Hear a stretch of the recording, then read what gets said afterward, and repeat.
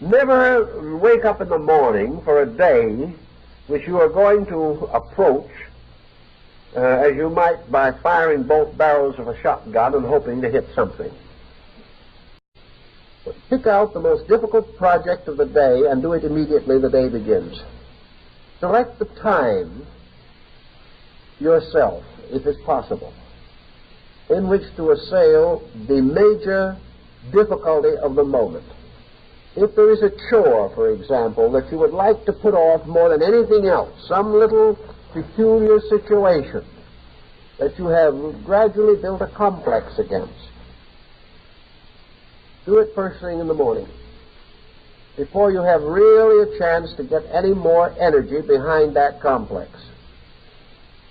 If there are things that you feel a special resentment toward, solve them as quickly as you can. Never wait. The day has a reason and a purpose. If you have no idea what you are going to do with it, then you might as well settle down quietly for a little while before the day gets well underway and decide what you're going to do with it.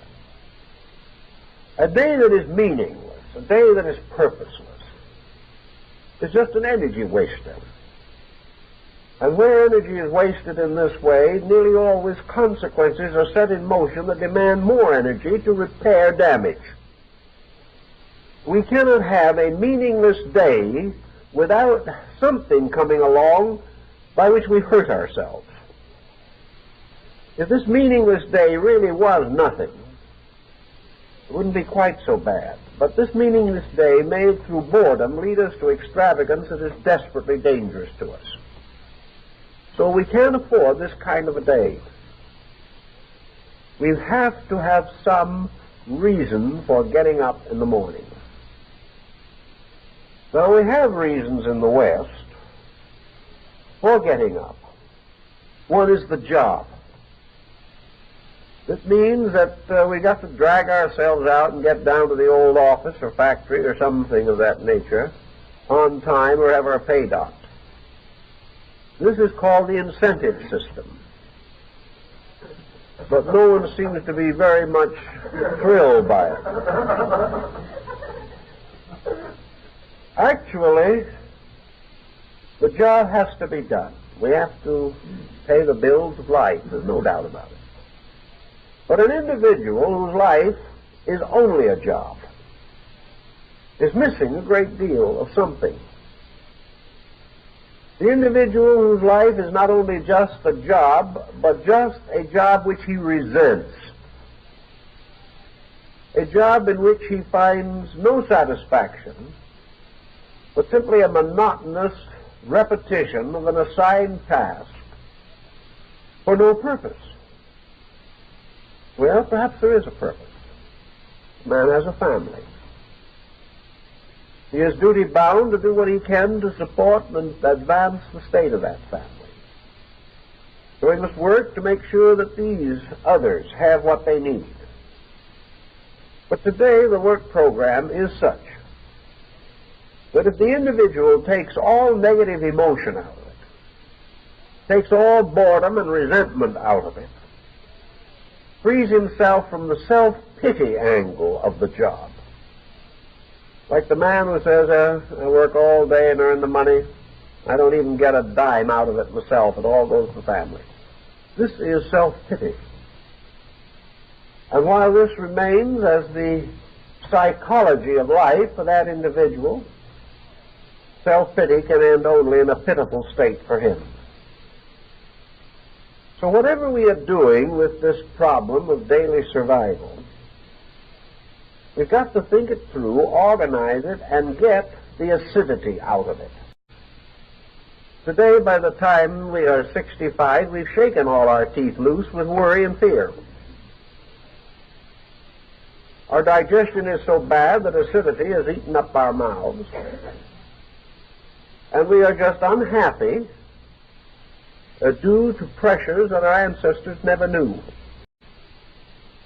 It will be obvious that work of all kinds is energy consuming. But today, work is far less a problem for Western man than at any other time in history. But as his hours shorten, it seems that his capacity shortens. The individual psychologically is more tired now after 7 days with 5 coffee breaks than he used to be when he worked 12 hours a day, 6 days a week. If he had to do the work that his grandfather did, he probably would collapse in his tracks. If it's a job that needs doing, then it has to be done. And all regrets, all evasions, all excuses, and all flag waving, and all revolutions have nothing to do with the simple fact that if we have a responsibility, we have to meet it. If we have bills, we have to pay them. Now, the moment we begin to stop thinking in this direct way, we start running up bills we can't pay, and begin the old song that the world owes us a living, or something of that nature, and go from bad to worse. The simple answer is when you get up in the morning, plan your day, and understand your day, realizing that this day must in many ways be a day of acceptances. You are committed by yesterday to many things, and today you will commit tomorrow to some things. This is not bad, but if you do it, face it, accept it, and carry the responsibilities that you yourself have voluntarily assumed. When you get through with the basic pattern of the day, the day's responsibilities, then what have you planned? What have you done to solve the problem? Well, you say by the time the day is over, there's not much you can do. I'm worn out. Responsibilities have cut me down. Barely have strength enough to get back home and turn on the television. If that doesn't wear you down, you're really a massive character.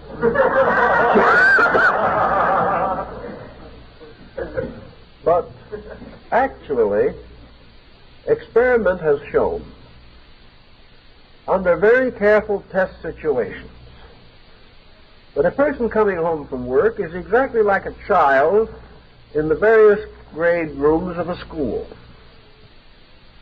The individual who comes back from work is not tired, except in a very few cases.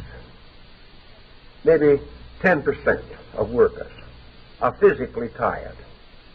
The other 90% are bored to distraction, worn out, complaining, fussing, frustrated, neurotic, but not tired.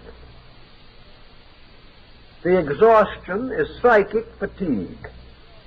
They have sold themselves to the fact that they are worn down to a frazzle.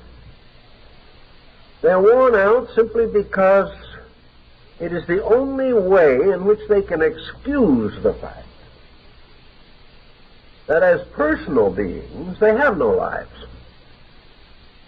An individual doesn't like to come home to himself or anyone else and say, well, I've done my shift in the office, and I'm now coming home and I'm going to fall apart because there's absolutely nothing here that means anything to me. I don't find any pleasure in my home. I find nothing stimulating in it. I find no reason to be glad I'm here. So fortunately, I'm worn out and I can go to sleep. This is just an excuse mechanism within the person himself. While he's all quiet there, ready to collapse from his fatigue mechanism, the doorbell rings, and a visitor comes in who he's very glad to see. Within a few moments, he's forgotten that he's tired, and they're chatting along and having a perfectly grand time. His fatigue is gone, because his fatigue was nothing but boredom with himself. Because energy follows interest. And nearly every individual who is chronically tired is simply chronically bored. Now, there are exceptions, of course, if the person is physically sick. If there's some desperate impairment of vitality, if some ailment is eating into the resources, or if the person is one of that small percentage who is legitimately worn out. All that we say does not apply to them. But it does apply to the average person. It applies even to the person who thinks they're pretty busy. You will find, if you look into your own life, that you are seldom so tired that you cannot do what you really want to do. You are so tired you can hardly drag one foot in front of the other. But the newspaper says it is a month-end sale with rare bargains. Suddenly your energy enables you to go downtown and fight in a store for 8 hours, being trampled on and trampling on, in the hope of saving $1.16. Your energy comes back. It comes back because it follows interest. It follows the mind. The main point we'd like to make is that energy resources are turned on and off by the mind. That when the mind says, I'm weary, then we are really tired. When the mind decides it's made a slight error of judgment and we're not as tired as we thought we were, and we can still go out and have a pleasant time with our friends, then we find that we can do all of these things. Modern man in Western world is not so physically fatigued that he cannot do nearly anything that he wants to do. But more and more in this generation, he does not want to do anything. He's slowly turning down the wick of his own lamp. He seems almost bent on a slow suicide. He wishes to completely destroy himself. He wishes to surround himself with hopelessness and helplessness. If you ask him, he will deny it. But watch him, and you will see him prove it day after day. All these are attitudes of fears and hatreds and all this. They're simply moods of our own ignorance, habits that we have allowed to take hold of us, habits by which we hurt and injure and destroy ourselves, habits by which we waste energy which could be used to paint a beautiful picture, habits that shorten life and burden us with sickness, habits that make us lonely old ages because those around us do not want to endure these difficulties any longer. Everything is actually very simple until we make it complicated. So for people who are under tension and stress and things of that nature, they may as well face it. They're going to be under stress until they relax, until they are able to see through all of these weird patterns which are the cause of their stress. This great demand for things that we can't afford, keeping up with this and trying to get that. This desperate desire for something only to awaken after we have it and find that it's not very desirable after all, and we have to desire something else. All experiences we should learn. Experiences that should tell us that there is no place in a good life for bad thoughts. And thoughts either are creative and constructive and optimistic and friendly and charitable, or else they're no good. Nature has ways of making us pay for our mistakes. And from the beginning of recorded history, nature has penalized the destructive thinker. We suspect this. But like the alcoholic, we do not know how to break the habit. We find we have learned to depend so much upon false thinking and feeling to give reason for life that we forget the fact that these things have only give reason for a bad life. They have never really justified a good life. The answer that every individual must face is the answer of making out of himself a powerful, constructive force for the leadership of his own life. We cannot keep on going as we are now without ultimately deteriorating to a dangerous degree. We have to take hold of these situations. There is never one time in an individual's life when he cannot help self-pity. There is never one moment in his existence while he has to be selfish. There is not one moment when he has to be envious, or has to hate, or has to gossip. These are not necessary things. They are simply weaknesses. The individual who cannot get over gossiping may just as well admit that he has an incurable habit, the same as the alcoholic has one. And like the alcoholic, there's never a moment when he can't get over it, but he doesn't know it, or won't believe it, or won't try. If we are going to use what energies we have to unfold our lives and our world, we've got to begin to build these patterns of usage by which energy is directed constantly toward the end which we really want to attain. One way I think that would always help everyone in connection with these problems is to set aside a few minutes every day for a meeting with the steering committee. And that steering committee is yourself. You have over 40 faculties within you, which bring in various testimonies, mostly conflicting, like the members of a hopeless board of directors. I believe it was Albert Hubbard that said on one occasion, a board of directors is a group of people that takes 10 times as long to accomplish anything as one person would take to do it alone. But that's one of our problems. We have all these faculties within our own natures. Each of these faculties has its voice. We must have a Senate, we must have a House of Representatives, or a cabinet, or a government. But we must settle down once, maybe every day, for a few minutes to take care of some pressing legislations that are in great need of being accomplished. Every day we have a right to sit down and quietly survey ourselves, find out what at the moment is giving us trouble. When we think of other people, always bear in mind that it is not other people that are causing trouble. It is our inability to cope with other people that causes trouble. If we are having difficulty with someone, what is the attitude that would cure that difficulty? Now, we don't think of compromise. We don't think of the individual agreeing with someone who is wrong. What is the correct attitude with which to meet the challenge, perhaps of a basic misunderstanding? Think it through.